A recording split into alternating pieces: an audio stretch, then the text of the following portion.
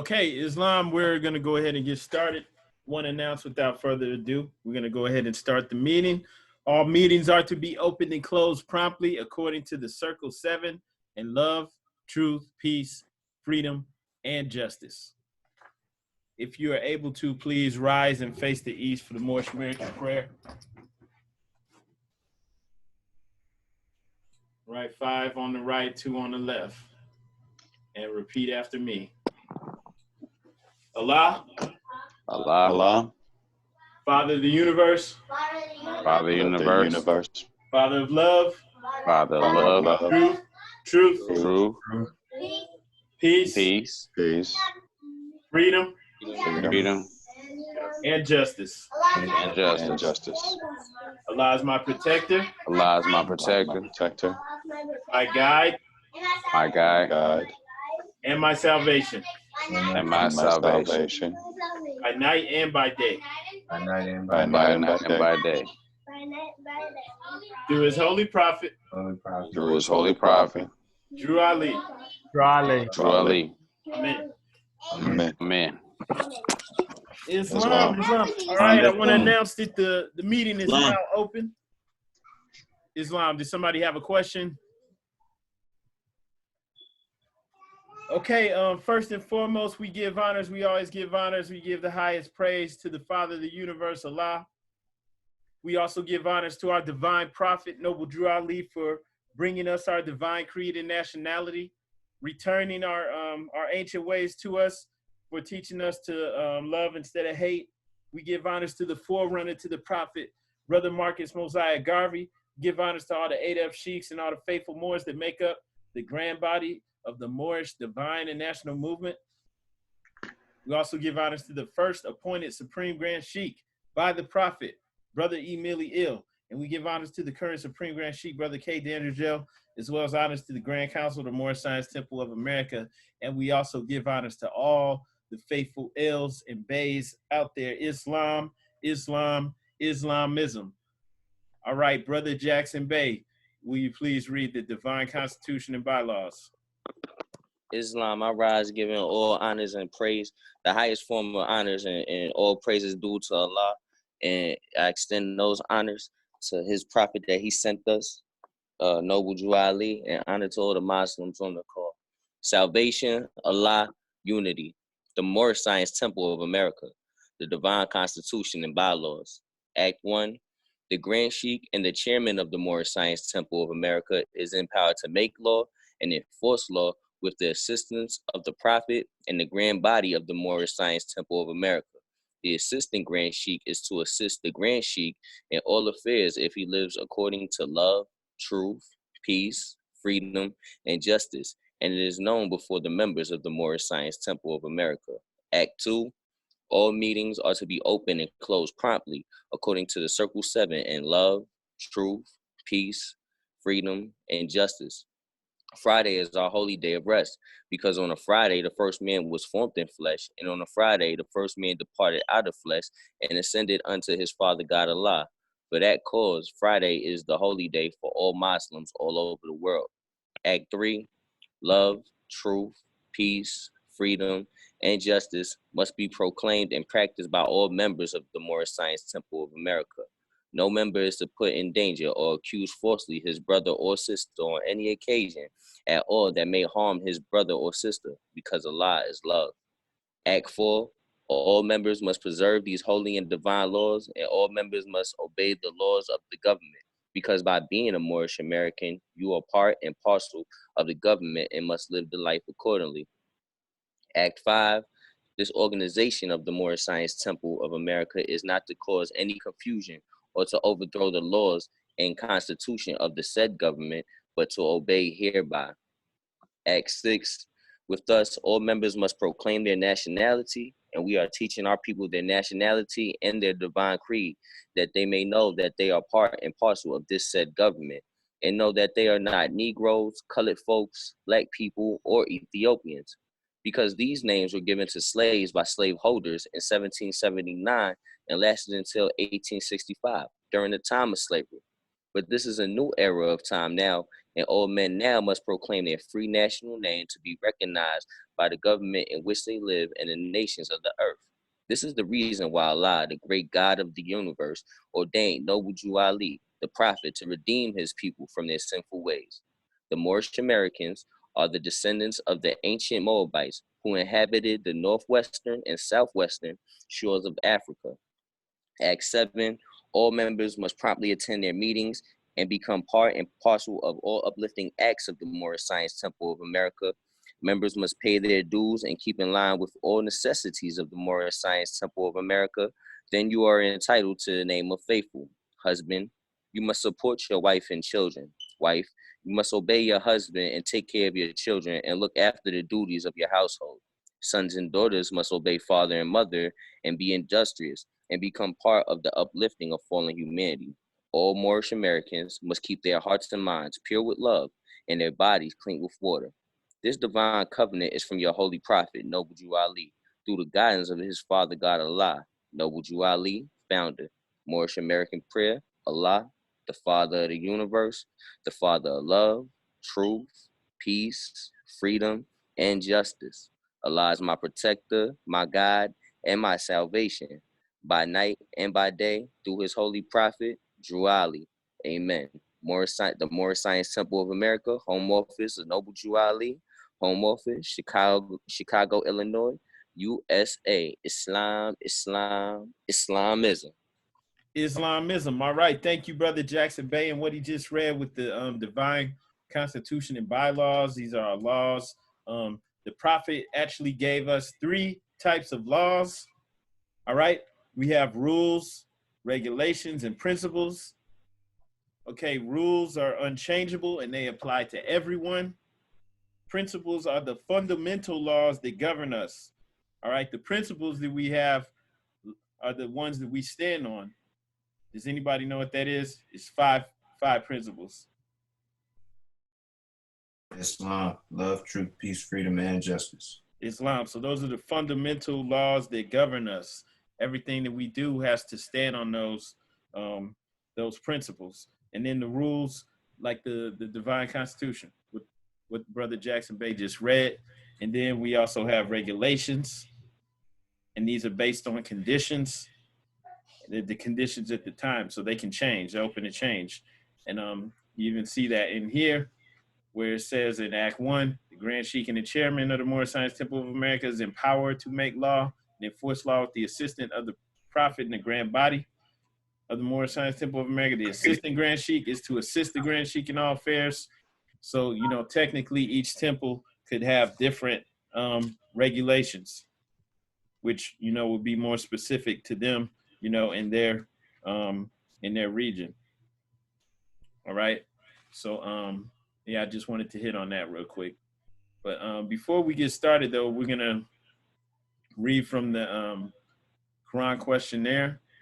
And before we do that, I just want to real quick make sure that we have everyone's information. Most everyone, we already have you. But for some of the new people, is there, hang on one second.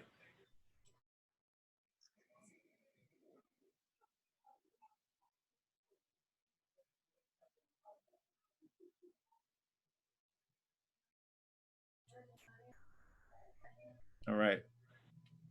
Okay, so just want to make sure we have everyone's information. I know sister just joined, Susanna. Is this your first time calling in? Peace and love, everybody. No, this is our fourth time, actually.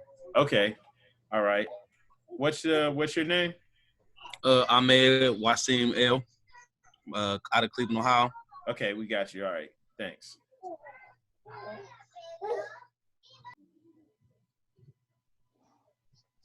Okay, so Brother Lawson L, will you please read the Quran Questionnaire? We left off at question 60. Islam Moors.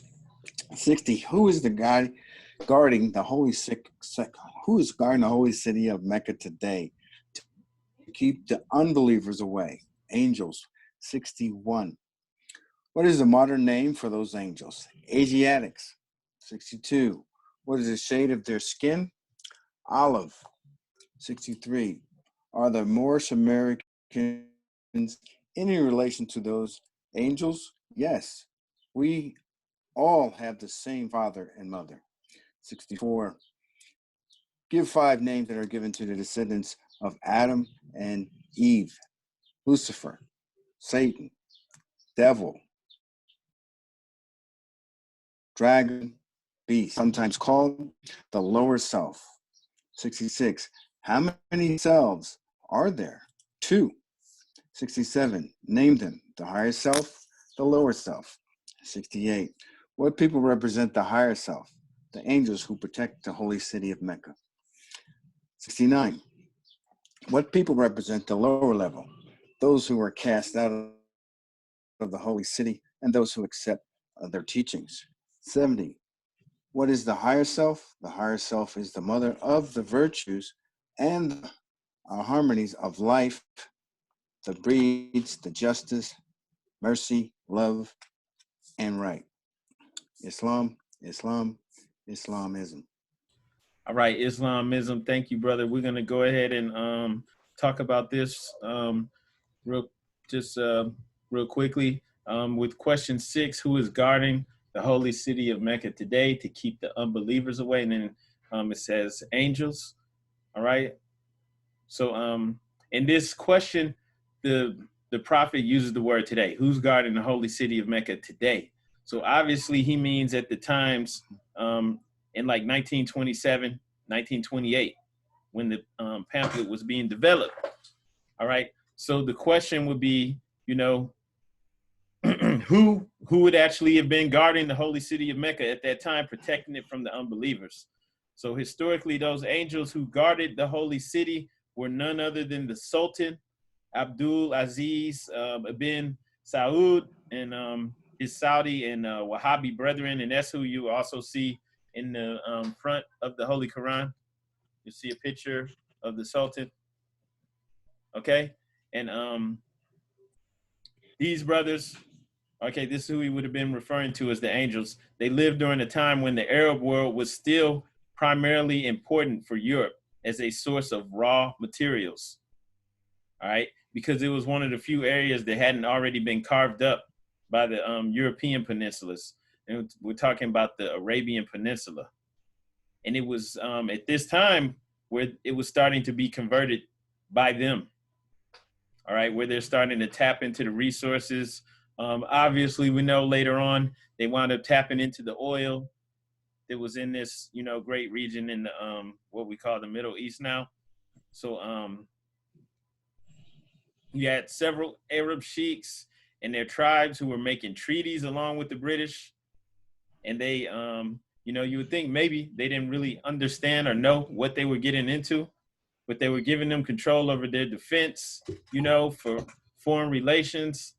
And at that time, all right, and this will maybe make sense to those of you who have seen the Quran, and maybe I could pull up a picture actually to show you what I'm talking about real quick.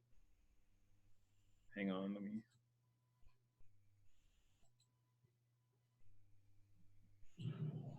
But maybe this will make sense as to why you actually see the Sultan in the front of the Quran. And okay, I don't have him in here. Okay, so he's not on this one that I have. Well, I can show you on the screen. Hold up. So this might actually make some sense as to why the Sultan's in here, right? So you see on the screen right here, the Sultan that we're talking about, he's in the Quran, like right in the front. We're gonna talk about why, okay? And this is all tied into that question 60. Hang on. All right, so let me pull that back up. All right, so basically the Sultan, Ibn Saud, wasn't having any of that. He didn't want the protection of the foreign, the Christians, the Europeans, right? He didn't want to be dependent on the Ottomans either. So he moved against Islam. Peace, sister. Can you get that? Hang on one second.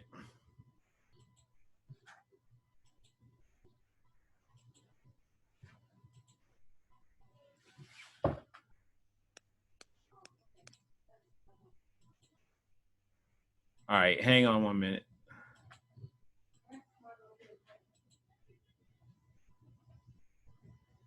Okay, so going back to this, basically the Sultan wasn't going along with what the other Arab leaders were doing, right? He didn't want, the protection of the European Christians.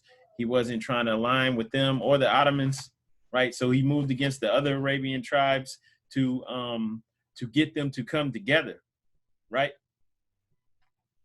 To basically, to form a united front. And they condemned like the different pagan practices and beliefs that they had, that it started to, be accepted into Islam or whatever the Islam that they were practicing. And this was like the start of Wahhabism, right? So for them, Wahhabism was a form of going back to the basics of Islam, with just Allah, the Quran, and Muhammad and man. So like basically with that Sultan, he had a small group of 15 Wahhabi men, and he led an attack on Riyadh, which is in Saudi Arabia, what they call Saudi Arabia now. Before it was like one nation.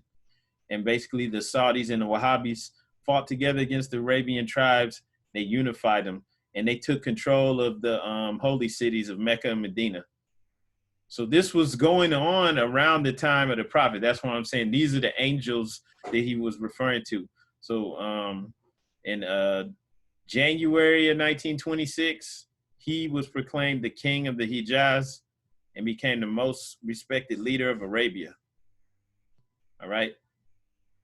And so this is what was going on. He was protecting it, protecting the holy city, of Mecca from the foreigners, from the European Christians, and keeping it from becoming further divided by foreign rule. Now over time, it wound up falling anyway. But this is what was going on at the time when the prophet was active and when this was being written. All right. And he was a descendant of Hagar, which is what it says in the Quran. So he was actually of the lineage, and he was keeping this going, and he was trying to keep the tribes unified and out of European control. So that's where that's coming from, right? He was referring to them, and also referring to them as our brothers. All right. And that's who the prophet called the angels who kept the unbelievers away. And it was for a time like where people couldn't go into Mecca unless they were Muslims, believers, right? You had to be a Muslim to go in there. Okay, that may have loosened up over time, but that's how it was for the longest. Okay, and then 61 was the modern name for those angels. All right, and let's see. I mean, we can see here that the prophet is referring to the angels. He's talking about humans, right? So, Sam, the modern name for those angels, they're humans. They're Asiatics. All right. And we've also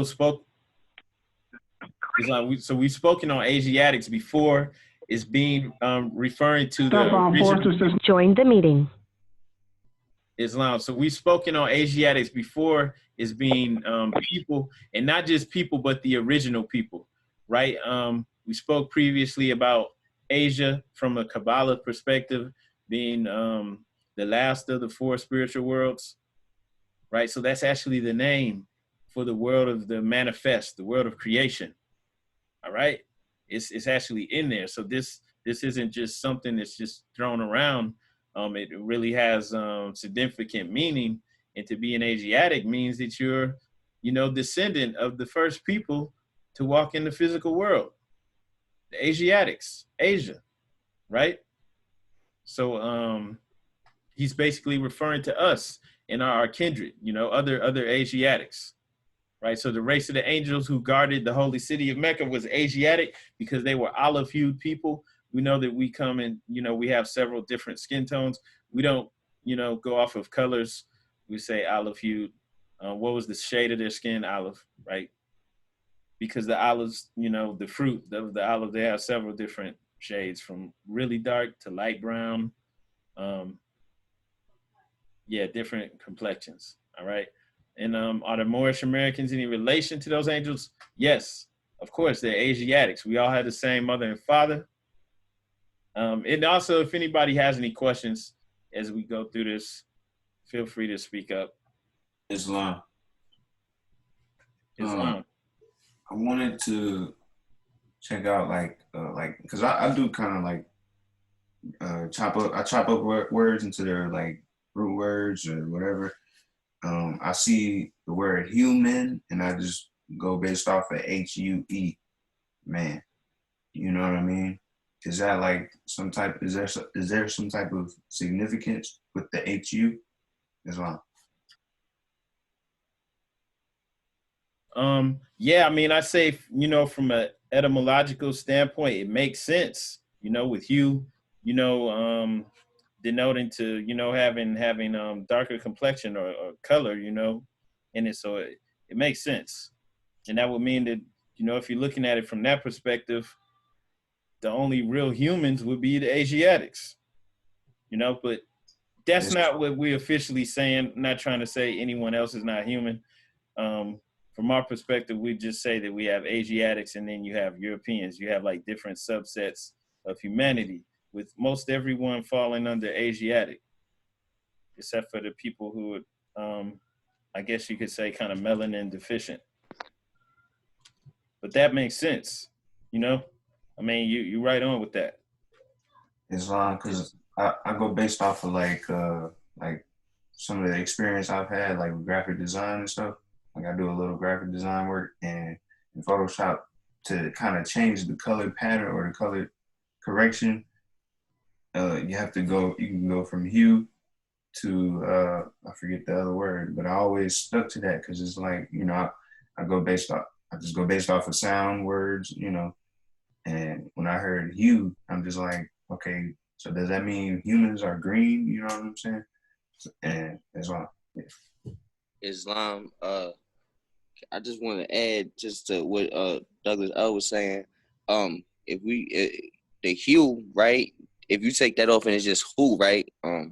People that's my friends, y'all might see me on Facebook, might see me saying Allahu Akbar. That who is like spirit. You feel what I'm saying? Like or all together. Do you feel me? And then when you look over here in the chapter 1, I just read a little quick. So spirit man, as a seed of Allah, held deep within himself the attributes of every part of Allah. So us being, you feel me, humans, you feel what I'm saying? And we know man's mind. So we're the spirit mind of Allah. You feel what I'm saying? So that's just a how I look at when I see human, you feel me, from that little knowledge that I had, Islam. Islam. And then just looking at the the definition of human, not human, but hue, it just says a color or shade or the attribute of color. All right. So it's like a character, having color. And so with us, with our mission or our being to uplift fallen humanity. All right. And then we're looking at it like that, humanity would be referring to Asiatics.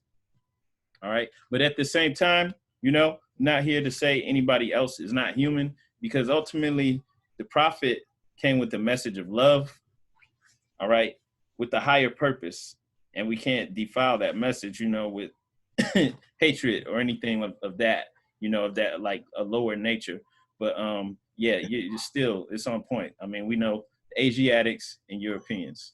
All right. And so, yeah, I wasn't trying to go on the racial Islam. Islam, but yeah, it's all is love. Peace. I got a question, brothers. Islam. Okay, so can anybody personally touch on, like, as far as the difference between human, man, and mankind? Because I've had that come up in different situations. Like, I've had someone tell me, like, human, that means you're part, animal, And then, that was kind of like the hybrid that, Dr. Yaku had created. And I didn't know, like, so are we considered just man, or are we human? Or, and I know mankind would be the ones that were created, that were grafted. Islam. So that's not our measure, like with the Nation of Islam, with the Yaqub teachings, even though I'm familiar with it, I can't really go there because like that's not even like our portion to bring to the table. Like basically what we're looking at, like, with the human family, okay, regardless of like who's part animal and all this stuff, you have the human family and you have different subsets. They say that we're several different races, but in all honesty, there's one race. It's the human race, and then you have different subsets. And within that, you have really two major subsets. You have the Asiatics, and you have those who are not Asiatic, which we can call right now, we could say European. And then within the Asiatic, you have different subsets. But I really, can't really go into that because, like I said, like that's with Yaqub, that's the Nation of Islam doctrine, and it doesn't really have anything to do with us. And that came after the Moorish Science Temple of America. Like the Nation of Islam sprung up out of the kind of like out of the ashes of the Nation of Islam as it fell around 1929, 1930. And the nation started to spring up around 1934 out of the Allah Temple in Detroit. So it's no knock to the Nation of Islam, but I'm just saying like it came up, later on, and it's not really our portion. Now with mankind, I mean, it makes sense just linguistically, they kind of a man, but like that's not really like our portion, because it's like what's that going to do for us? You know what I'm saying? We still have to build up ourselves and build up our community. And like, there's people who's been walking around calling them beasts and saying all this stuff for years. And what's it got them? Like how many cities do they have? How many, like how many resources do they have? Like, it's kind of like useless knowledge. I mean, what, I shouldn't even say that because I'm not even trying to knock it, but it's not what we're bringing to the table. Right. And then also to add to that, there's a higher purpose in this message, because the information that the prophet is bringing, whether, I know some people are new to this, they may not really understand. This is ancient, you could say Egyptian knowledge. This is ancient knowledge, and it has a higher purpose than that. So we're not here to divide, because, even with the Yaqub thing, it's like, if these are our creations, we created them. So we're not, here to try to flip the script again, and lock ourselves into another cycle of, karma, where we're like suffering because we try to, turn the racism back on them or something like that. It's like, we're not even moving like that. We're about building up self, because we know that ultimately we create our reality. We control our reality. All right. But the whole thing with mankind, I mean, it makes sense. You got the kind of a man, but that's still like, that's not really our portion. Like, so with me being teaching from the Quran, the Holy Koran and the Moorish Science Temple of America, I would just say that's not what we teach, bro. All right, peace. Appreciate it, Islam. All right. And just moving forward real quickly, question 64. Give the 5 names that are given to the descendants of Adam and Eve. And then it says the answer is Lucifer, Satan, devil, dragon, beast. Anybody want to add to that? Anybody have any questions about that? Yeah, I got a question. What does that mean? Because I don't want to get besides myself. Because I you know what I mean? The only thing I could think about, right, is does it go back to the Kabbalah tree? Because I see 7 names. You feel me? And then the 7 Sephra under the top Sephra, under the top Trinity of the. So does it has anything to do with that, or Islam? Islam. First and foremost, I rise praise to Allah, honor to His Prophet, honor to all you Moors in attendance. I want to camel back off of what you were saying. That refers to our lower selves. When we kind of was stripped from our birthright, we became, part of this 3D world where it's, eat or be eaten. Islam. So those represent our lower self. Islam. So she hit that right on the head. Like when we're looking at the wording of this, give the 5 names that are given to the descendants of Adam and Eve. So descendants is insinuating that they came from Adam and Eve, right? And then it's saying Lucifer, Satan, devil, dragon, and beast. So we know this is the lower self. So this is insinuating that Adam and Eve didn't even have a lower self, which is in alignment with what we get when we read chapter 1, the fall, basically about the fall of man, the story of creation, and how we came into this realm. Like the first man, right? Not gender specific, but the first Asiatic, the first one to come into the physical didn't have a lower self. The lower self is something that developed. It developed a carnal self and a consciousness, a body consciousness. All of that stuff developed, right? So it's just saying, like, give the 5 names to the descendants. And it's talking about the lower self, just saying how, basically reiterating that this isn't the way it always was, that it is possible, for man to unify with the higher self. All right. And when we first came into this realm, that's how we were, right? We dwelled in the higher self. All right. There wasn't even a body consciousness. That the longer we were here, the slower we started to vibrate. And it became to the point where, some people, well, most people, that's all they dwell in is the body consciousness. That's it, the lower self, right? Okay, and so this is just letting you know that when we came into the physical, we didn't even have that lower self. It didn't even exist. And it's something that will eventually pass away. Okay? And so that's the way I see this. Somebody else may have something to bring to it, but it's just reiterating that, okay, this isn't the way that it always was. The lower self is limited to this earth, this plane. It passes away with the body. So when we first came into the first man, even the first physical man, they didn't even have that, and it eventually grew up and became stronger and became a foe to man, because without a foe, you'll never know your strength, and became something that Allah within man must struggle to awaken and realize that he's asleep within man. One of the things that within the creation story in Genesis in the Bible, it tells you that Allah created the heavens and earth. He created all the creatures, right? All the plants, animals, created man, and then went to sleep, right? But does it tell you that Allah woke up? It doesn't. Why? Because Allah created the physical world, the world of manifestation, Asia, right? Created that physical world and then became his creation. Became the plants, became the animals, became man, became everything in the physical realm. And then eventually the carnal self developed a consciousness to provide a foe, to provide a challenge for Allah to overcome, to realize, become self-aware. All right. And this is reiterating this so that we can all keep this, in mind as we go through life. And that's what the very next question is saying. What's the devil sometimes called the lower self? All right. And moving on to the next one. How many cells are there? Of course, 2, the lower and the higher. Islam. Islam. Yeah, would you mind if I just add to what you said? Sure.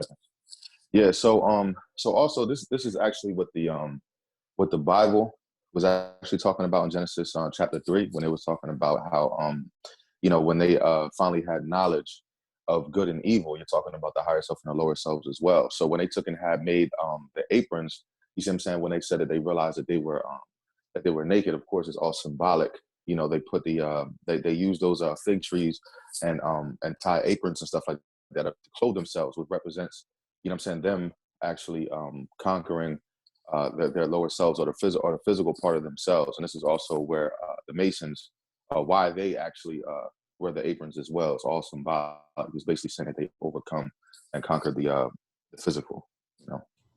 Islam. I'm glad you mentioned that too. Thanks. Another thing to add to that too, when it's saying that they're naked, you know, it's kind of insinuating that they're not naive, but a little more innocent. And one of the things that happens, like as you go up the realm, like in the tree of life, where the higher you up you go, the more closer you get to the spirit realm. The higher up you get, you can say the more the beings in those realms would be not naive, but the will is going to be kind of weaker. Like they're more aligned with the will of the Creator, so they don't have as much choice as we do, right? And so this is one of the reasons for coming into the physical realm. On the other hand, you know, you get the knowledge of good and evil, right? We could just be down here just doing debauchery, just, you know, getting high every day and just doing all types of stuff, right? But on the other hand, you know, you're aware of more things. You're aware maybe of things that even a higher dimensional aspect of yourself or angel or whatever you want to say wouldn't be aware of, because they're more in alignment with the spirit of the Creator. It's kind of like the further away from the source you get. All right. And so as you come into the physical realm, you know, that would be the knowledge of good and evil, being able to see and perceive things, all right, that you wouldn't be able to in the higher realms. All right. And with that comes a challenge, because you can't just gain this without overcoming something. And so that's where the challenge comes in. And this is, you know, one of the reasons for the higher and lower self. And also the word jihad, that literally means struggling in the path of Allah, right? The holy war. But that's really not something going on out there. The greater jihad is occurring within, you know, within you each and every day. Okay. And so here, and then also in the next chapter, we're doing chapter 2, but in chapter 3, you know, the prophet is giving us a description of the higher and lower self, right? And he's you know, just, he's just giving you the information so that you are better aware, you know, of how to dwell in the higher self, or how to attain that, or work for that. Okay. And so ultimately, like that's one of the goals. And it's letting you know, like in the previous question, that man wasn't always like this. You know, it started out for the most part dwelling in the higher self. The lower self or body consciousness was formed. All right.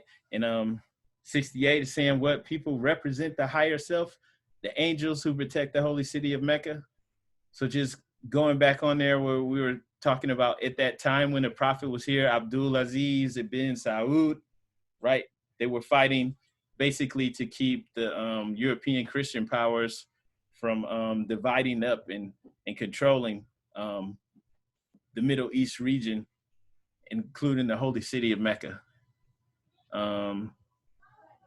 Anyone who's like acting with justice and mercy and love and right protects, and they're protecting what's sacred to them, that represents the higher self.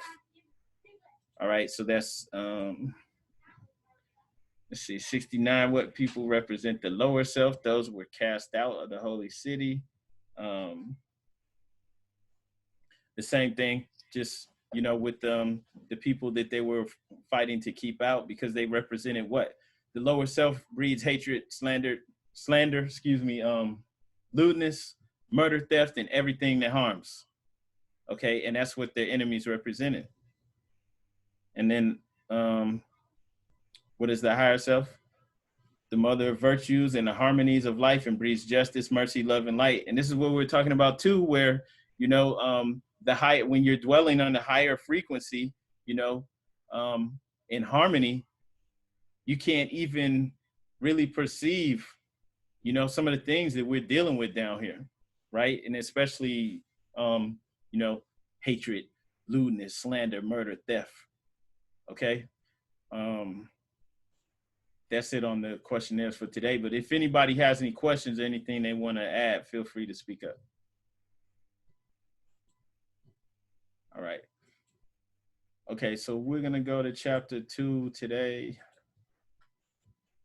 And then we'll just open the floor to questions in general.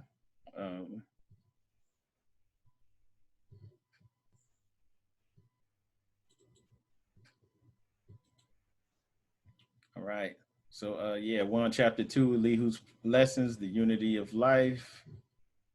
And before we get started, for the most part, like chapter 2 is speaking on the life and the works of the prophet Jesus. And Islam. You got it on chapter 3 on the screen. Oh, okay. Thanks. Okay. Wow. Yeah. Education of Mary and Elizabeth and Zoan in Egypt. Sorry. So yeah, like the next 17 chapters or 18 chapters from chapter 2 through 19 is going to be speaking about the life and works of the prophet Jesus. And like for the most part, this is compiled because it's a key component to the awakening of our people, right? This is going to go over the misconceptions of Jesus' life and the works that keep us collectively like wandering aimlessly and perpetual servants to the institutions of slavery. All of this was left out. We have to remember that they had several councils that were that would meet and pick and choose which books they want to leave in the Bible. So they kept out these parts of Jesus' life because for the most part it's enlightening, right? And it's he gives you a blueprint for how you can align with your higher self or attain to your greatest potential. Okay. And so these were returned back to us by Prophet Noble Drew Ali in the Holy Koran, divinely prepared by Prophet Noble Drew Ali. So going on to chapter 2, the son of the son of Herod, Archelaus, reigned in Jerusalem. He was a selfish, cruel king, and he put to death all those who did not honor him. He called in council all the wisest men and asked of the infant claimant to his throne. The council said that Jesus and John and Jesus both were dead, and then he was satisfied. Now, Joseph, Mary, and their son were down in Egypt in Zoan, and John was with his mother in the Judean hills. Mary and Elizabeth were marveling much because of their deliverance. Oh, excuse me, I'm so sorry. Elihu and Salome sent messengers in haste to find Elizabeth and John. They found them, they brought them to Zoan. Now Mary and Elizabeth were marveling much because of their deliverance. Elihu said, "It is not strange that there are no happenings, because law governs all events," right? No coincidences. From olden times, it was ordained that you should be with us and in this sacred school be taught. Elihu and Salome took Mary and Elizabeth out to the sacred grove nearby where they want to teach. Just thinking about what's the sacred school? What are they talking about? So they're being initiated into something. Elihu said to Mary and Elizabeth, "You may esteem yourself thrice blessed, for you are chosen mothers of long promised sons who are ordained to lay a solid rock of sure foundation stone on which the temple of the perfect man shall rest, a temple that shall never be destroyed." All right. And just like what do they call on your head, the place where your eyes are, the bones on the outside of your eyes, that's called your temple, right? And what's within that temple? That's where your 3 glands are, the pituitary, the pineal, and the hypothalamus gland, right? Pituitary, yeah. And so within the pineal, that's called the throne of Allah. So that's where Allah dwells, in a temple, right within you. Or for many of us, that's where Allah is buried, like Allah is asleep. We measure time by cycle ages, and the gate to every age we deem a milestone in the journey of race. An age had passed, the gate unto another age flies open at the touch of time. This is the preparation age of soul, the kingdom of Emmanuel, of Allah in man. So it's time for Allah and man to become, conscious of self and wake up, and they're going to set the, they're going to They're gonna give us the pathway to follow. All right, they're gonna show us how it's done. And when we look at that, like we're talking about an age, how long is an age? Right? It's, you know, because if you don't know this stuff, then that makes no sense. You're just reading it. So he's saying an age had passed. Does anybody know how long an age is, or you know, one just a guess? About little over 2,000 years. Yeah. Some books say 2,156 years, but you know, that's about it. Islam. So that's right on, like around 2,160 years is how long an age is. Okay. And so this is letting you know, they're setting the groundwork. Are they going to give the example to follow, like the template for how to awaken Allah in man and how to dwell in the higher self? All right. Because it's time. All right. And this isn't just talking about 2,000 years ago, or, you know, this is talking about right now. This was prepared for us as an end time, you know, to prepare for end time events. Okay, so this is speaking to us right here and now. Did somebody else also have something to add or ask? No, I was Islam. I was just going to say it was 2,166 years, but he was right on point. Islam. All right. And these your sons will be the first to tell the news and teach the gospel of goodwill to men and peace on earth. A mighty work is theirs, for carnal men want not the light. They love the dark, and when the light shines in the dark, they comprehend it not. And so, you know, since most of us are still dwelling in the just in the body consciousness, right? That's why it's saying carnal man, because it's like Allah's buried so deep within. You know, they just represent the carnal self right now. And there's a lot of people that just dwell in that body consciousness deep. Like, you know, the temple where Allah is like a crypt, you know, because Allah's in there asleep, or it's buried so deep, they don't even know. So that's, you know, all the decisions and everything that we do in life, you know, for most of us is being made from that body consciousness. We call these sons revealers of light, but they must have the light before they can receive the light. You can't give anyone the light. Yeah, people have to already have it. It's also, you know, with anything, like with this information, you can't bring someone into the light. You can't, you know, nobody's even going to be trying to hear this unless they're already have the light. They're ready for it. They're searching for it. And as that just goes right back up to what was said earlier, where Elihu's telling Jesus and John's mothers, saying it's not strange, there are no happenings, there's no coincidences, law governs all events. You know, so if someone is inquiring about this and you have information to share with them, it's because the light is already within them, right? They're searching for it, and you're right there at the right time. Okay, and you must teach your sons and set their souls on fire with love and holy zeal, and make them conscious of their missions to the sons of men. Teach them that Allah and man are one, but that through carnal thoughts and words and deeds, man tore himself away from Allah, debased himself. All right, teach that the holy breath would make them one again, restoring harmony and peace. That naught can make them one but love. That Allah so loved the world that he has clothed his son in flesh that man can comprehend. The only savior of the world is love, and Jesus, son of Mary, comes to manifest that love to men. Now, love cannot manifest until its way has been prepared, and naught can rend the rock and bring down lofty hills and fill the valleys up, and thus prepare the way but purity. But purity in life men do not comprehend, and so it too must become flesh, right? And you, Elizabeth, are blessed because yours is purity made flesh, and he shall pave the way for love. This age will comprehend but little of the works of purity and love, but not a word is lost.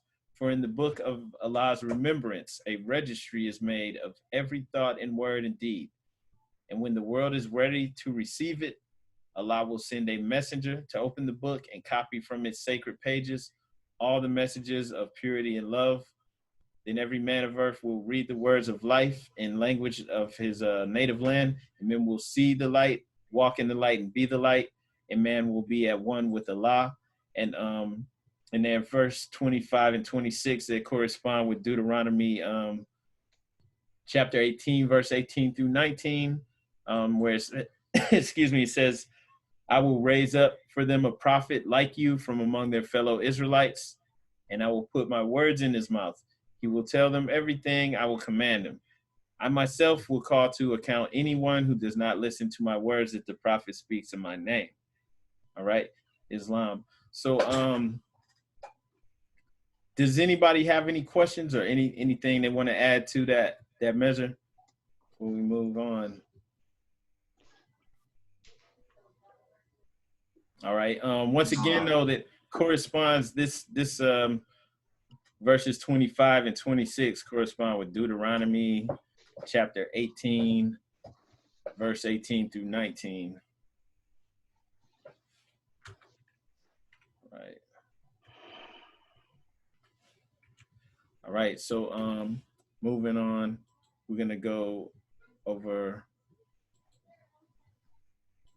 really quickly our strategy for the U.S. Census, and I'm just going to do that really quickly, and then just open the floor up to questions, anything that people have in general. Also, I see that we have some new people that just joined. Okay, all right. So we're going to do this real quick. I think hang on. Islam. Yeah. Yeah, bro. Oh, go ahead. Go ahead. No, I was going to say, for chapter 2, are we pretty much done going over that? Or are we going to probably go over it again when we open up the floor? I'm sorry. Can you repeat that real quick? No, I was saying like with chapter 2, are we pretty much done with chapter 2? You're probably going to go through that again when you open up the floor. We can go through it again. Anything Okay. anybody wants to build on, I mean, we can, when we open up, I'll just wait to the end. Go through that again, because this is gonna be real quick. All right, cool. I'm not sure if we have any new people in here or not, but so I'm just gonna go through this really quickly while everyone's here.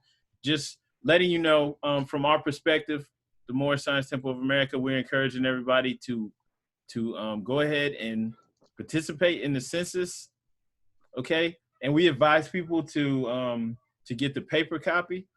They're going to send you, well, they probably already sent you something in the mail about doing it online. If you don't do it, eventually they'll just send you a paper copy. Okay, if you do it online, they'll still do the same thing, but print out a copy for your records. So this is what you do.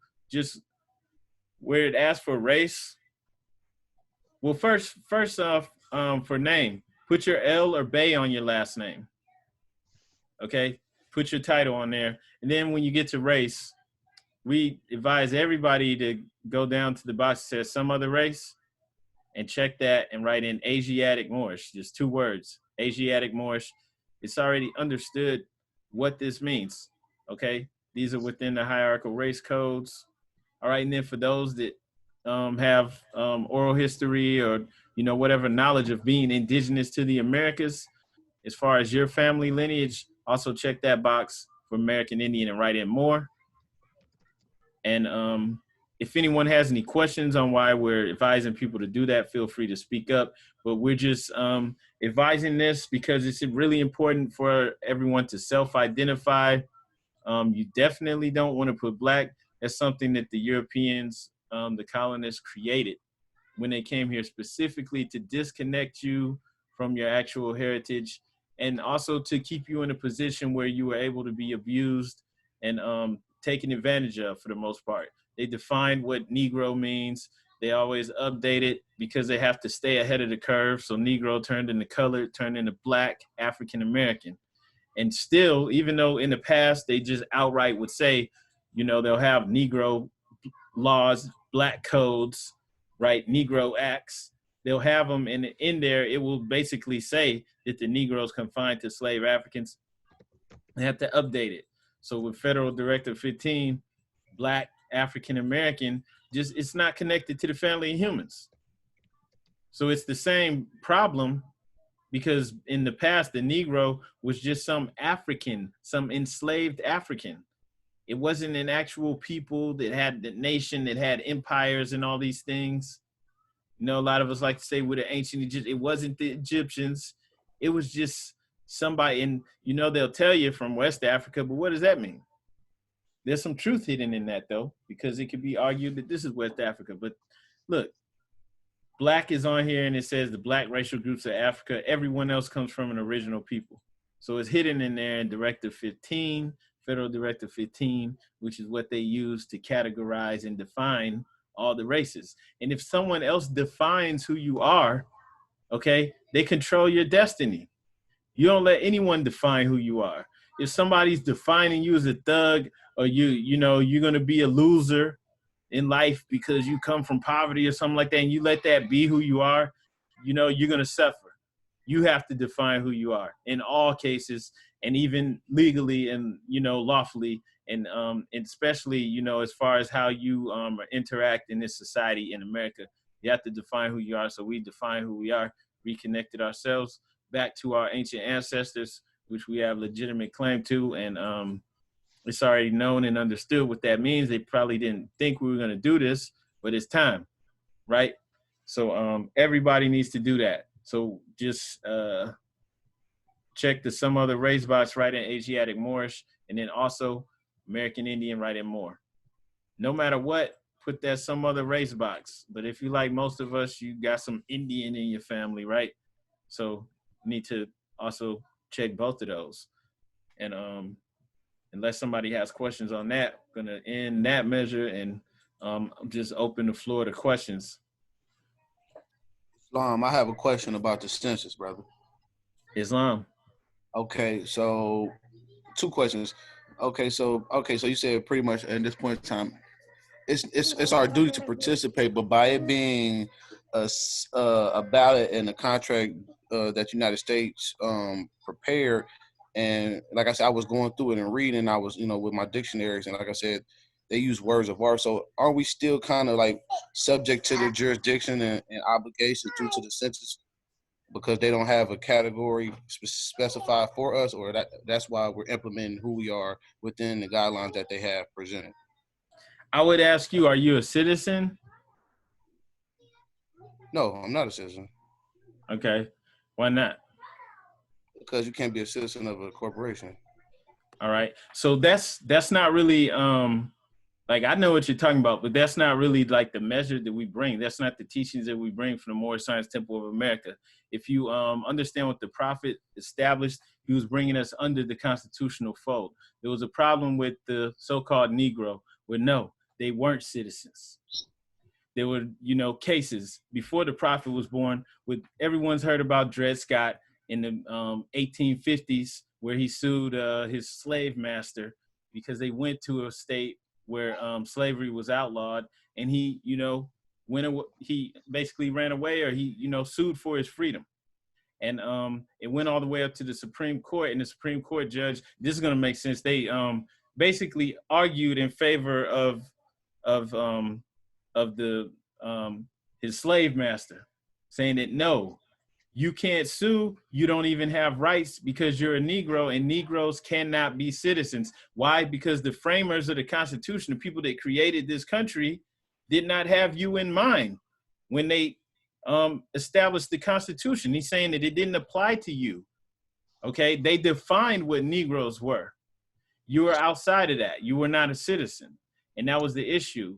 And there were some other people back then who contended with that, some different judges, but that was, you know, that was what the Supreme Court, you know, in Missouri, I think, decided at that time as it applied to him, saying that Negroes are not citizens. So it wasn't being said to their benefit. It was said like that because of the same thing that we discussed earlier with the Negro Acts and the Black Codes and all of these things. They defined the Negro as something that was outside of that, all right? When in actuality, when the Constitution and these things were being developed in the 1700s, our people were there at the time because we already resided in those states.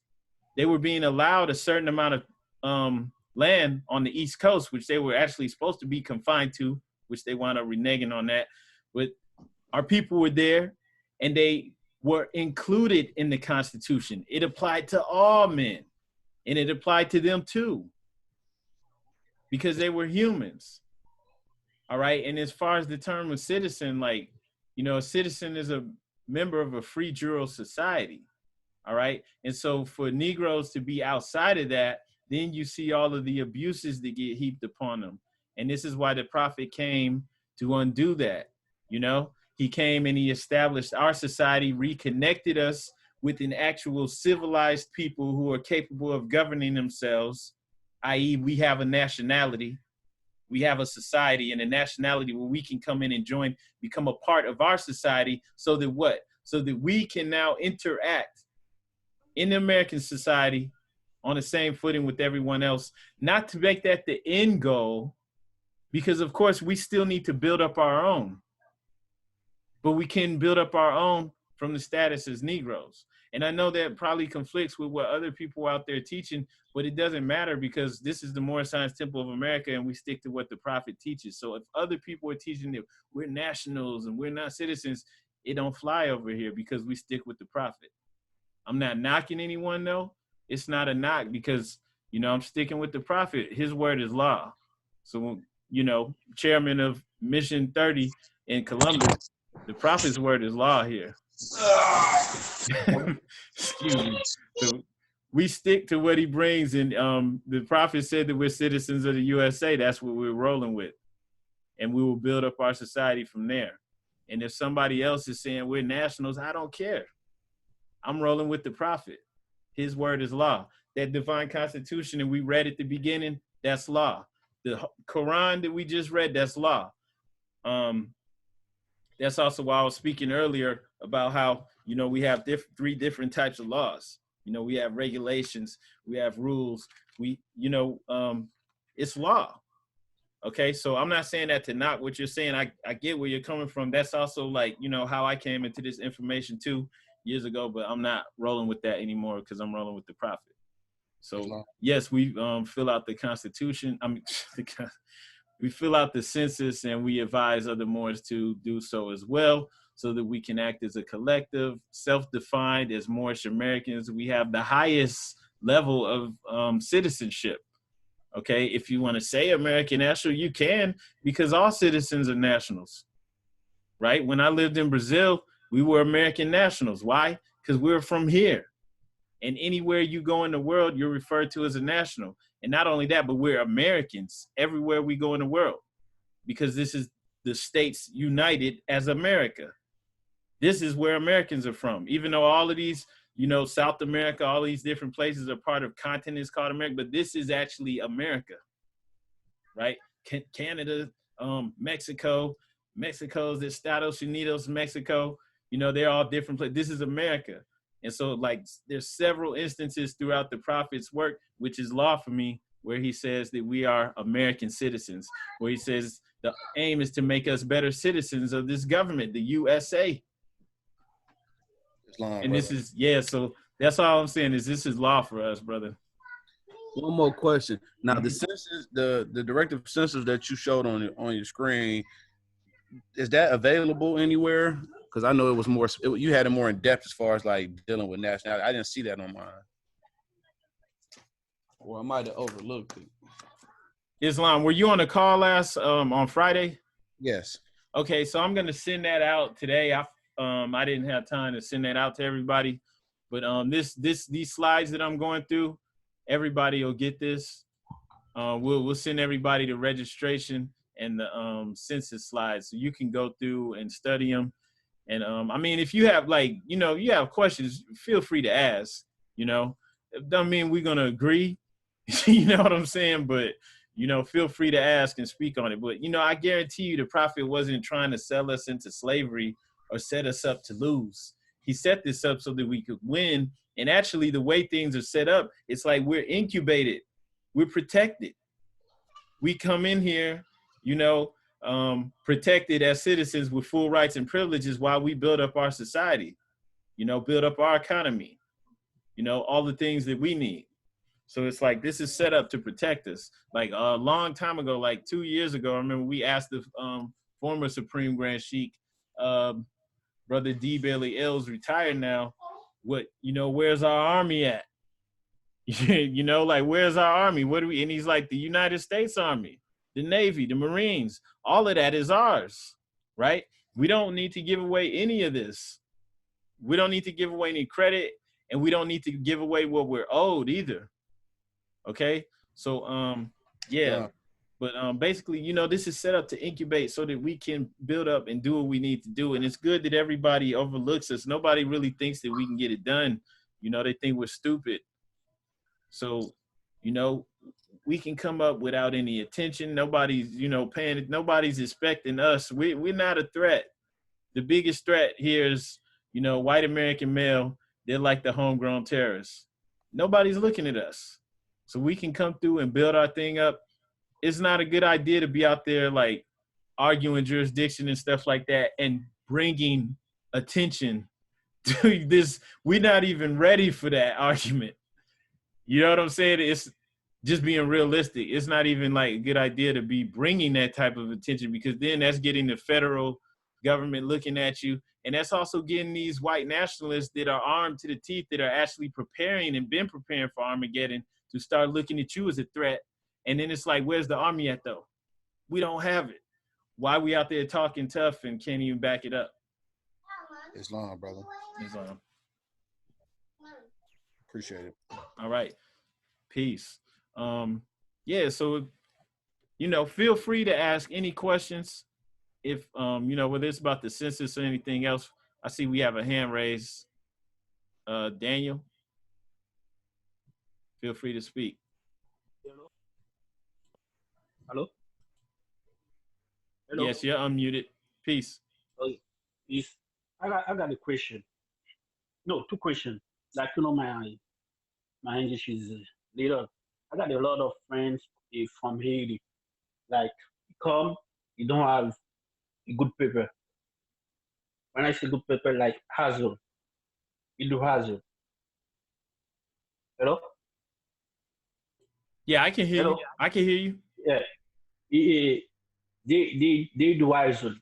They can fill the application like more. Are you asking if they can join the Moorish Science Temple of America? Is that what you're asking? Yeah. Okay. At this point in time, yes, they can. But as far as like being able to stay in the country, or like, that's not going to give them citizenship of the United States of America. Is that understood? You can join, like my wife is of Haitian descent, but she was born here in Brooklyn, in New York. So you understand? Let me try to explain you. You would be Moorish Haitian. Okay. They have a paper like Islam. Hello? I can still hear you. I don't think I understand the question though, but I can hear you. Okay, let me try to translate that. I want to explain you. Okay, they don't have the alien card. The resident permanent. They have something to allow her to work in this country. Do you think they can? You mean the green card? Yeah, they don't have it. They don't have green card, but the paper is yellow. They allow them to work. Do you think they can apply like more? He's saying they have the work permit to come over here to work, but on there, could he apply the Moorish, like put on there as a Moor? Yeah, for the census. Okay, for the purpose of the census, yes, you can. Yes. As far as for the green card, it's not gonna help. Like, it's not gonna assist them in getting a green card. But for the census, yes. Okay, thank you.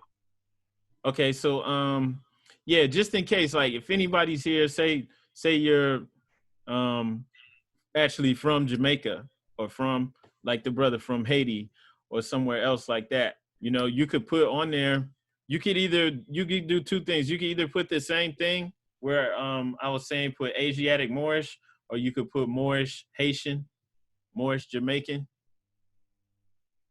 That's your choice.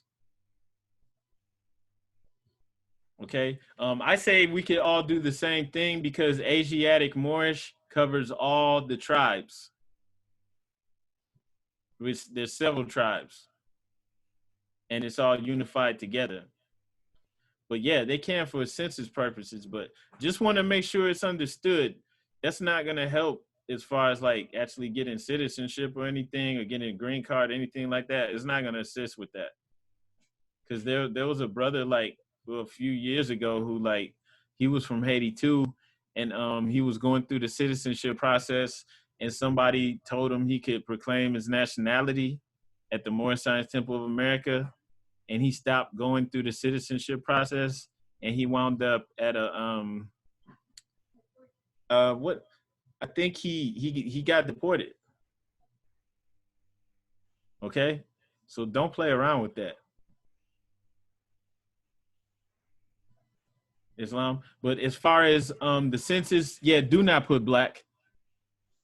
Yeah, put Moorish Haitian or Asiatic Moorish. Do not put black. Black denotes to slavery. You understand?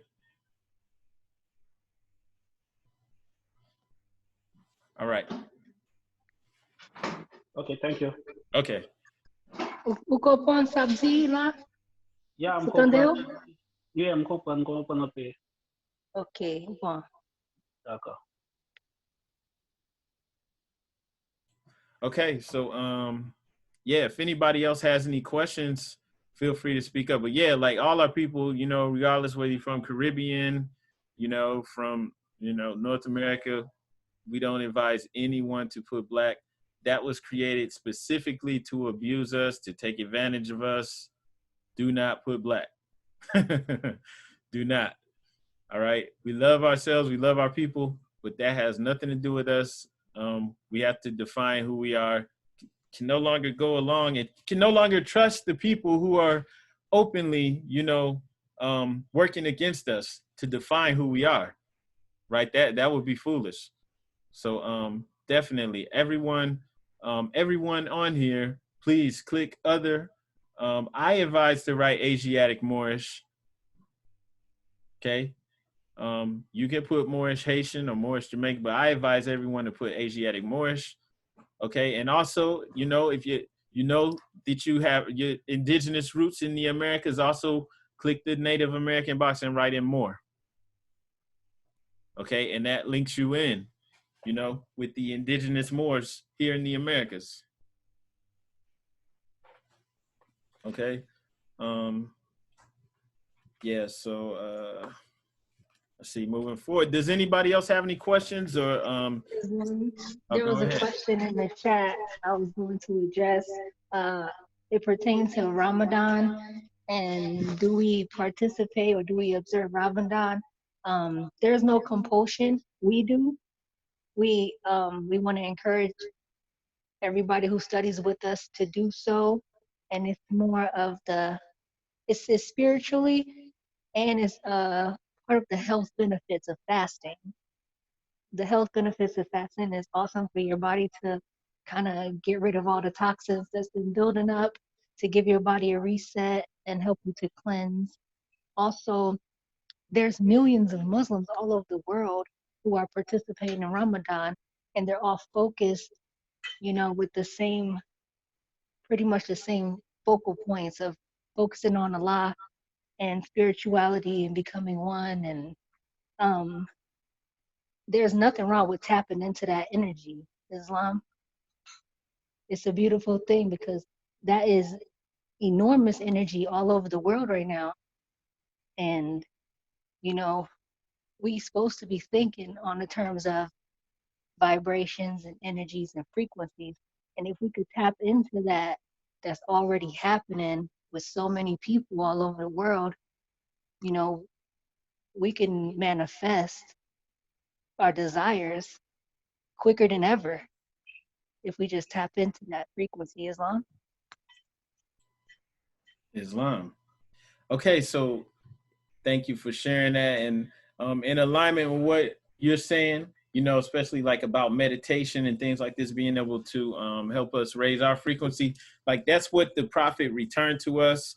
Like it's twofold, you know, on one hand, okay, with the temple and with being able to come in, relink yourself, get out of the box that we've been placed in to abuse us, you know, and be able to work together to grow our own economy and food and everything that we need, take care of our earthly needs. That's, you know, that's the one fold of it, to take care of our earthly needs, you know, to our earthly salvation, but then also, you know, spiritually to relink us, like, you know, meditation. These are things that were closed off from us. Why? Because as our ancestors started to go along, like follow the Europeans' ways, like not just going along with the labels they created for them, because when they defined us as Negroes, right, they defined us as savages.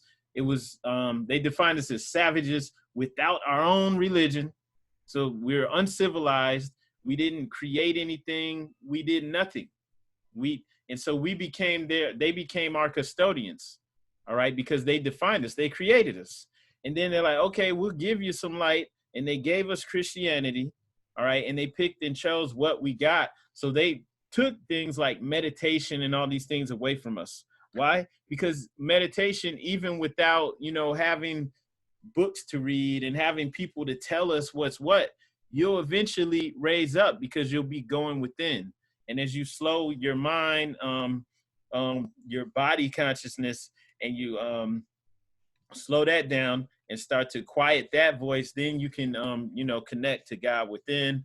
And so they, you know, took those things from us. And that's what, you know, the prophet came to bring back, to return that to us. So when you meditate, you're slowing the flesh and you're allowing spirit man to come through stronger.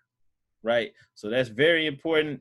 And then also, you know, with Ramadan, like, you know, some people will say, you know, that we don't need to practice it, which I'm not knocking, because there's no compulsion in Islam, and it is on you to do whatever you want.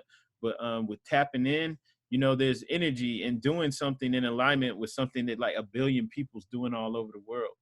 And then you're not doing it for no reason, because you know that fasting, you know, we really don't need to eat, you know, 3 times a day. Eating once a day, right? It's not bad. I mean, you don't even have to eat every day. But eating once a day and getting more in tune, you know, in alignment, praying throughout the day, getting in alignment with your higher self, meditating throughout the day, you know, is a good thing. This is great. And so that's also how you can raise your vibration. Okay. And so there's definitely nothing wrong with setting aside at least one time of the year to do this. We should do this every day, right? So, you know, I mean, I don't see anything wrong with it. It's not going to hurt us in any way, but the benefits are, you know, potentially great.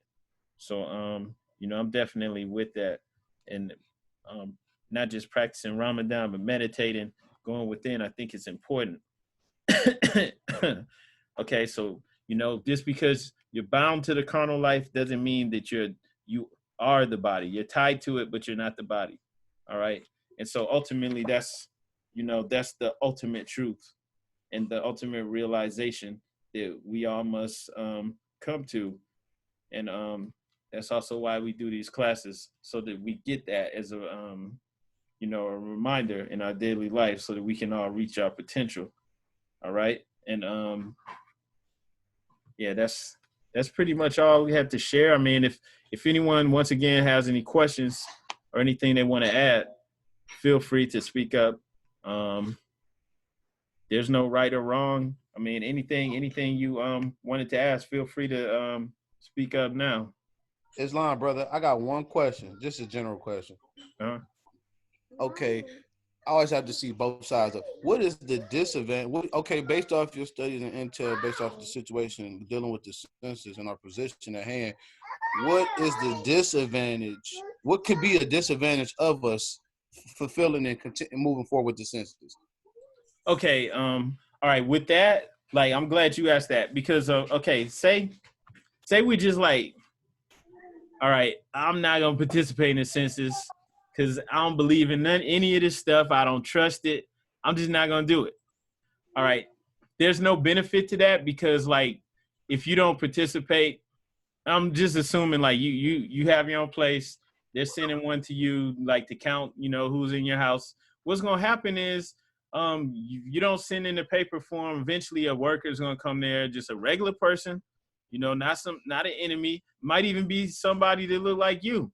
And they're gonna come and they're gonna look around and try to determine like who lives there, And if you're not cooperating, but they see you or they ask a neighbor about you or something, then they're able to get that information and they're just gonna fill it out for you and they're just gonna put black. Because if you look like me, they're gonna put black. Ain't nobody gonna look at me and think nothing else but black, And then even if they know about this, Moorish nationality, they can't do that. They can't put, oh, he's an Asiatic Moor. They can't do that for you. They just gonna have to put black, so you're gonna get counted, more than likely if they can determine somebody lives there and they're just gonna put that down for you, And so Islam, they're gonna put something for you whether you like it or not. So it's best if you self-determine if you put who you are on that paper instead of somebody else doing it. Islam, and then also like if not just you and me do it, but also like 1,000 of us or 2,000 or 3,000 of us here in Ohio, and then nationwide, we have several thousand or even, more doing it. The more of us to do it. Okay, 5,000 people, then we need a delegate.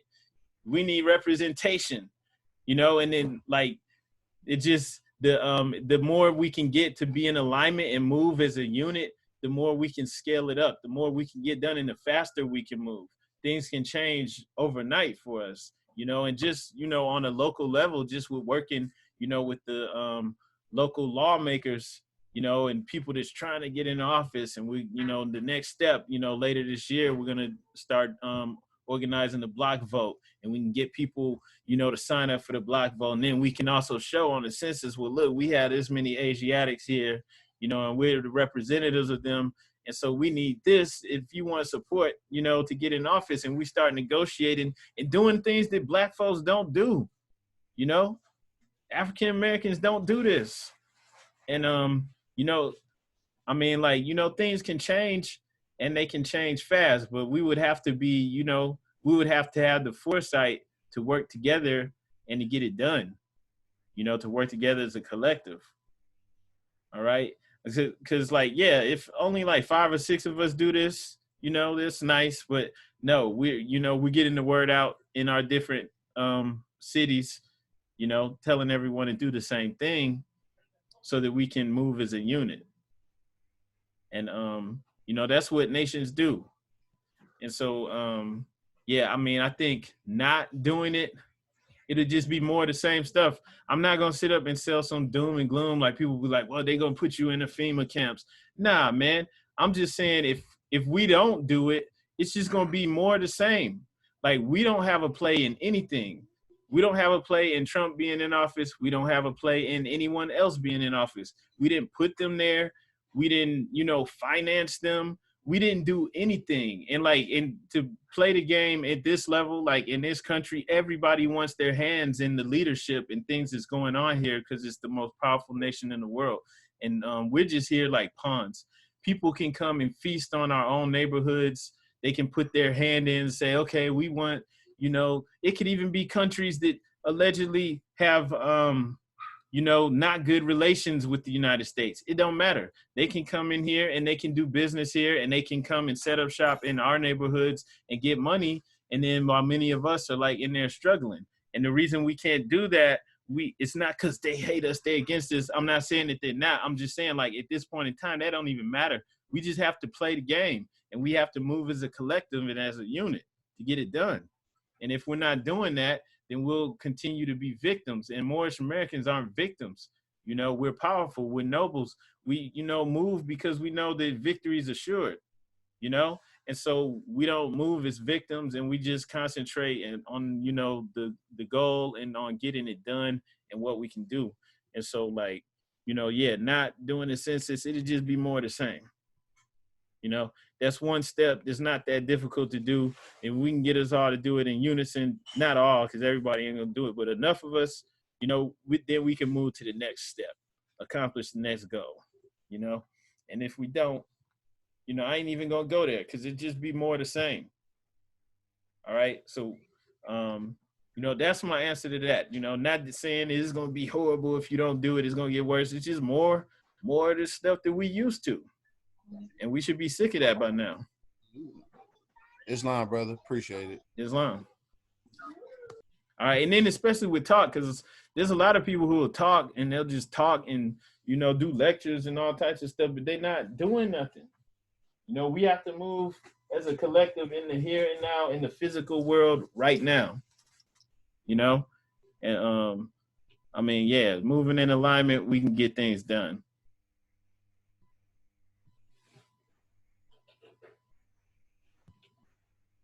All right, cool. So yeah, once again, floor is open. Feel free to ask questions. Islam.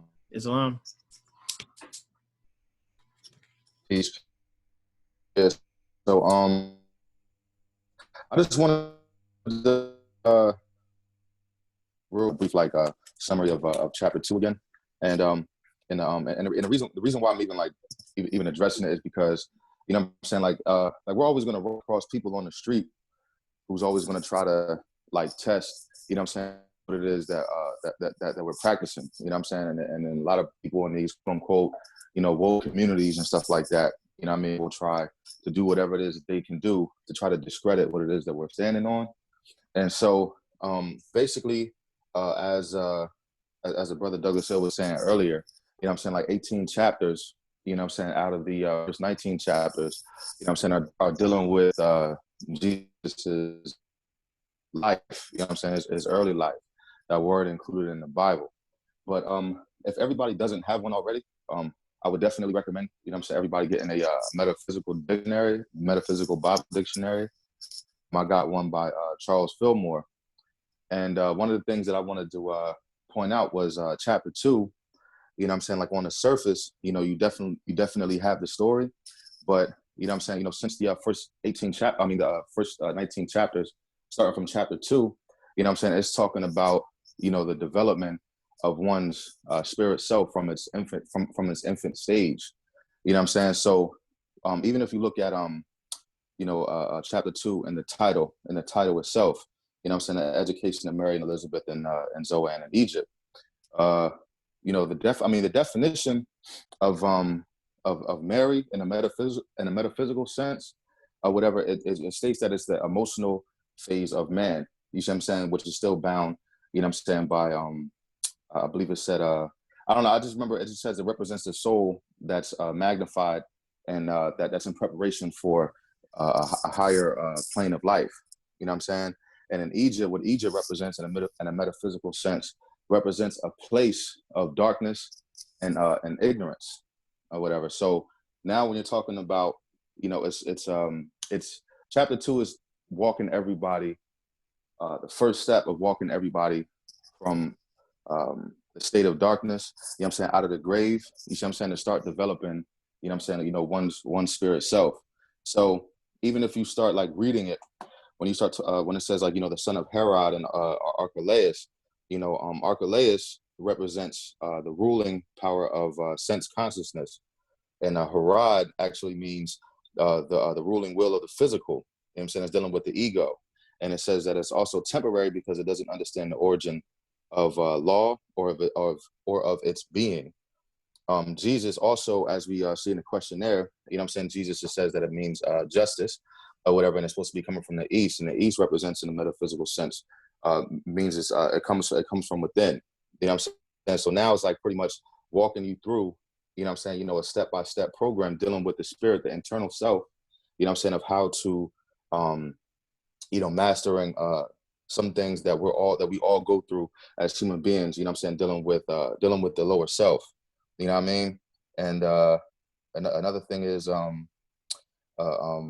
Joseph or whatever, like if you just start plugging these names in or whatever, Joseph also means like the imagination of the subconscious. You know what I'm saying? Elihu means, and it signifies the recognition by man that his true inner self is spirit. And Salome also represents the soul clothed in thought of wholeness, soundness, and love, peace, and truth. And Jerusalem represents, actually, it's kind of crazy, but this is also talking about the first principle in chapter 2, because Jerusalem also represents, in a metaphysical sense, you know what I'm saying, it's symbolic to the nerve center that's behind the heart. You see what I'm saying? That sends radiance throughout the rest of the body. You know what I'm saying? And it definitely makes sense because, you know, towards the end of the chapter, you know, in key 24, it was saying that, you know, talking about Mary and Elizabeth being blessed because, you know what I'm saying, that purity shall pave the way for love. You know what I'm saying? So this is actually like really focusing in on, you know what I'm saying, the first of the 5 principles. You know what I'm saying? And so like I said, again, I'm not gonna like stretch it out like too long, but I just wanted to let everybody know, you know what I mean, if you don't have that dictionary or a dictionary dealing with like, you know what I'm saying, like metaphysical definitions, I definitely would recommend getting that because it's gonna allow you to look at the circle 7 in a completely different way, so you can really start like personalizing these lessons. You know what I'm saying? And that's pretty much it. Islam, man. Thank you for sharing that insight, and definitely on point. I mean, the entire Bible, the Quran, the Holy Koran, you know, when you really get down to it, it's to be looked at, you know, not, you know, as something literally that's happening, but, you know, things that's occurring within your mind. And so, like he said, with the Charles Fillmore Metaphysical Dictionary, that's giving you, you know, the enlightening perspective on what's actually, I guess you could say, hidden within there, because the wisdom is given in degrees, is given in measures, and a lot of things couldn't just come out and say outright. They had to be given in parables, so that when people are ready or mature enough to get the message, it'll become apparent to them. So yeah, that's definitely, I recommend that too. It's a real big book, but I definitely recommend that Metaphysical Dictionary, Islam, and thank you for sharing that. All right, so Islam, so yeah, if anyone has anything else to ask or to add, feel free to speak up.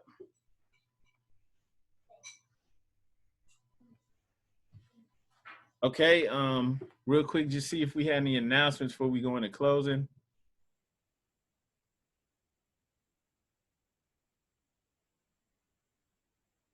All right.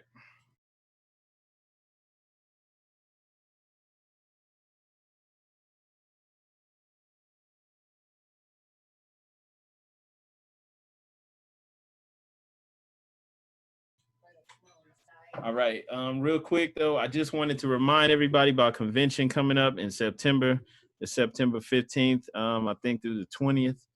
So just wanted to real quick remind and then see, you know, who all was planning on going. If you can, if you're able, if you're on the app, if you can raise your hand if you're planning on going to Chicago in September. And just real quick so we could take a quick count. We have everyone who's like in the mission, who's going. We have everybody's information. I was talking about any new people who we don't have accounted for to let us know. Islam. Okay, yeah, too. I can explain what that's about too, real quickly. Yeah, for the people who are new, you know, who are like about to join.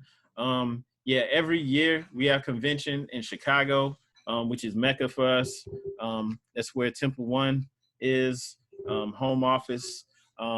We go there. Basically, we discuss the goals, the strategies for the upcoming year, and all of the temples from around the country should have representatives there, or people, you know, members there from each temple.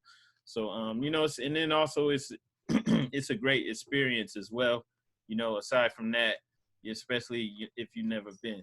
But we were just wanted to get an idea who all still planning on going, and that's it. All right. So once again, too, anyone who was new, make sure that you share your email and phone number and name with us and location. And to the people too that I said I was going to send that information to, I'll send that out tonight. So everybody's going to get an email with the slides and the registration. And that's it. I'm just going to announce without further ado, we're going to go into the closing of the meeting. Brother Jackson Bey, will you please read the additional laws? Islam, additional laws for the Moorish Americans by the Prophet Noble Jew Ali.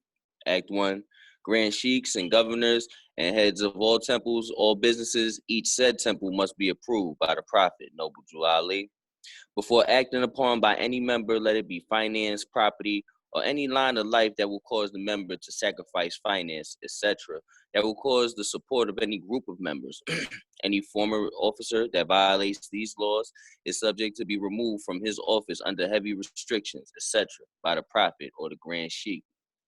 Act 2, all members are to attend their adab meetings and their public meetings promptly. If a member is found standing around on their meeting period, shall be fined 50 cents on the first case, and on the second will be fined $1, which will go on your emergency fund. If a member is working, his monthly dues must be paid, and if he has money in the bank, he must subscribe for as much as he is able to the Moorish Uplifting Fund, because it takes finance to uplift the nation. Act 3, it is the lawful and divine duty of every good member, if he is able to finance, to aid me in saving the nation. And if he does not, he is an enemy to the cause of uplifting his own people, and justice must catch you. Let it be he or she according to love, truth, peace, freedom, and justice, as I have the power invested in my hands, and I have to enforce the law in order to save the nation. Act 4, all members, while up making public speeches, must not use any assertion against the American flag or speak radically against the church or any members of any organized group, because we are to teach love, truth, peace, freedom, and justice. Act 5, all members must promptly attend their meetings and send their children to Sunday schools. And the children must, and the teacher must confirm himself to the questionnaire, and let every member exercise his five senses who is able to do so, because out of your Sunday school comes the guidance of the nation. Act 6, with us, all members must proclaim their nationality, and we are teaching our people their nationality and their divine creed, that they may know that they are part and parcel of this said government, and know that they are not Negroes, colored folks, black people, or Ethiopians, because these names were given to slaves by slaveholders in 1779 and lasted until 1865 during the time of slavery. But this is a new era of time now, and all men now must proclaim their free national name to be recognized by the government in which they live and the nations of the earth. This is the reason why Allah, the great God of the universe, ordained Noble Jew Ali, the prophet, to redeem his people from their sinful ways. The Moorish Americans are the descendants of the ancient Moabites who inhabited the northwestern and southwestern shores of Africa. Act 7, all members must promptly attend their meetings and become part and parcel of all uplifting acts of the Moorish Science Temple of America. Members must pay their dues and keep in line with all necessities of the Moorish Science Temple of America. Then you are entitled to the name of faithful. Husband, you must support your wife and children. Wife, you must obey your husband and take care of your children and look after the duties of your household. Sons and daughters must obey father and mother and be industrious and become part of the uplifting of fallen humanity. All Moorish Americans must keep their hearts and minds pure with love and their bodies clean with water. This divine covenant is from your holy prophet, Noble Jew Ali, through the guidance of his father, God Allah. Islam, Islam, Islamism. Islamism. Thank you, brother. All right, brother Cole Bay, can you please read the writs? Islam. Give honors to our great Father God Allah. Give honors to our Prophet Noble Jew Ali. Give all prophets and honors to our Moorish divine movement and our Moorish on the line today. Prophet warns all Muslims to be read at every meeting. I hereby inform all Muslims they must end all radical speeches while at work and at their homes or in the streets. We are for peace and not destruction.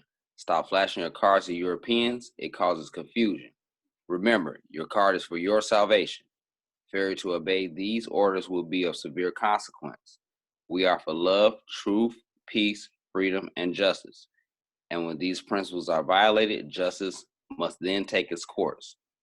Any member or group of members who hold malicious feelings towards the temple or the prophet or violate the divine covenant of the Moorish movement will receive their rewards from Allah for their unjust deeds. All true Moors will and must obey the law as laid down to them by their prophet. If they lose confidence in the prophet, they should turn in their card and button, cease wearing their turban and fez, and return to the state where I, the prophet, found you. This is a holy and divine movement founded by the prophet Noble Jew Ali. And the prophet is not right, the temple is not right.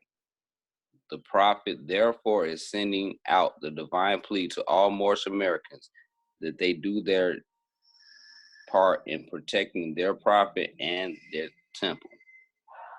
This is an everlasting movement founded by the prophet through the will of Allah to redeem his people from their sinful ways. Peace. Noble Jew Ali. To be proclaimed at every meeting. Islam. I am glad to know that I have a few faithful Moors among you all, and I desire for them to know the truth and the divine truth. There is a host of jealousy about me and the movement now by the same people of our side of the nation that claim that I was a joke and unreal. But now, since they have found out from the government officials and the nations of the earth that this is the only sole foundation that all Asiatics must depend upon for their earthly salvation as American citizens, they are working every scheme that they can to disqualify me so they may take charge of the situation. I have notified all of these things to you long ago in the past. It is through the faithful Moors that attribute to the movement and uplifting funds, the ones that pay their divine respects to me and the movement will be remembered. That is why I am calling upon all faithful Moors to increase their faithfulness to me, your prophet, and your divine Moorish movement. I need finances, and I need it badly. Never before have I needed finances so badly as I do at present, so I can shove aside the discord that is facing the nation. It all comes through the jealousy because of my fame and nobility. The nation of the world would not recognize the movement without I, the prophet, being head. It has been proven by my works which I have performed in the past few years. Prophet, Noble Jew Ali. To the Moorish members of the Moorish Science Temple of America, Islam. This is the instructions from your prophet, Noble Jew Ali. Be faithful unto your forefather divine and your national creed that you will be blessed for your good deeds that you sow in the flesh. Allah is the one that judges the world, and his judgment is on now, but the weak can comprehend it not. The end of times is drawing near, so says Allah to his divine prophet, I know Jew Ali. And that is why many hearts have turned into stone, and many have eyes to see but cannot see, ears to hear but cannot hear. At least they will be confounded to their sins. These are the trying hours now, dear Moors, and every evil spirit is moving, and they are trying every weak mind to overthrow and drag the true foundation that has been laid and to cause confusion in the minds of the ones that do believe. But if you have the true heart of Allah and the spirit of your forefathers, you fear not what you hear or see, but will sacrifice the utmost of your very life to protect your movement and your prophet. Watch your enemies, dear Moors. Your enemies are the ones that speak against your prophet and ridicule him to the very lowest, and the ones that speak against your divine and national principles of your temple. Act accordingly, and Allah will bless you for your good works. Peace. Your divine prophet, Noble Jew Ali. Islam, Islam, Islamism. Islamism. All right, thank you, more. Okay, so before we close out, once again, does anybody have any questions or anything that they wanted to say? If so, feel free to speak up now. All right. So also too, if anyone wants to send a donation, just send it to Cash App and put the $ Moors in America. I'm typing that in the chat. Cash App Moors in America for donations. Also, well, we're gonna send out the registration to everyone. So anyone wants to join, just respond back to the email. Let me know so that I can let you know where to send it physically. If you're not in Ohio, you may still join with us, or you may join with someone else. There may be someone closer with you. So definitely respond back to that email too, to let me know if you're gonna join, so I can tell you where to send it. And that's it. Just want to announce we're gonna go into the closing of the meeting. All meetings are to be opened and closed promptly according to the Circle 7 in love, truth, peace, freedom, and justice. If you're able to, please rise and face the east for the closing prayer. Just put your heels together like in a V formation. So your feet are going to be at a 45-degree angle. Stand up straight, put your arms perpendicular, 2 fingers on the right, 5 on the left. Do not repeat after me. Allah, bind our hearts and minds back to our ancient forefathers, divine creed and principles. This we ask in thy holy name in the 7 Elohim, amen. Islam, Islamism, thank you all. Appreciate you all. I will send everyone an email that was on here today and Friday. And then once again, we do this every Friday and Sunday at 7. Peace and love, everybody. Peace and love. Islam. Peace and love. Peace and love, y'all. Peace and love, Happy Islam. Ramadan. Peace. Go eat Happy them dates. Ramadan. It's time. Moors. Islam.